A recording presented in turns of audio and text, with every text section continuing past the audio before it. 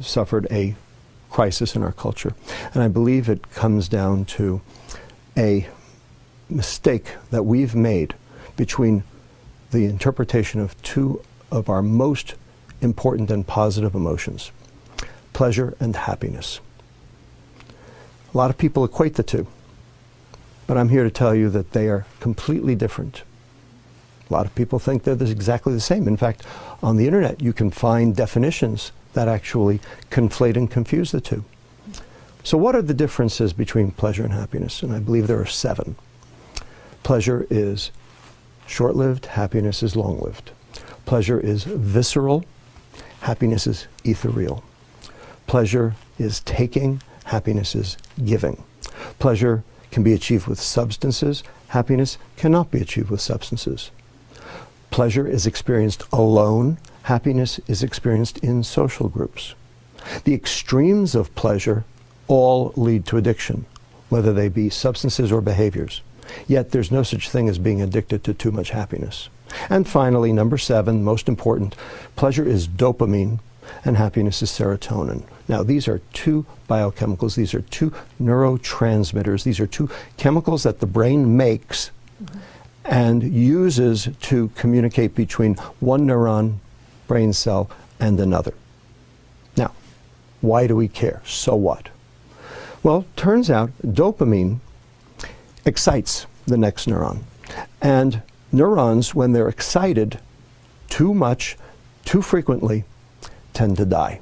So the neuron has a defense mechanism against that. What it does is it reduces the number of receptors that are available to be stimulated in an attempt to try to mitigate the damage. When you say to be stimulated, you mean to be excited? To be excited, that's right. And so we have a name for that process. It's called downregulation, and a lot of different chemicals in the body do that. Now, you get a hit, you get a rush, the receptors go down. Next time, you need a bigger hit to get the same rush because there are fewer receptors to occupy. And you need a bigger hit, and a bigger hit, and a bigger hit, until finally taking a huge hit to get nothing. That's called tolerance. And then when the neurons start to die, that's called addiction. Serotonin, however, is inhibitory. It's not excitatory. It inhibits its receptor to provide contentment, to zen out, if you will.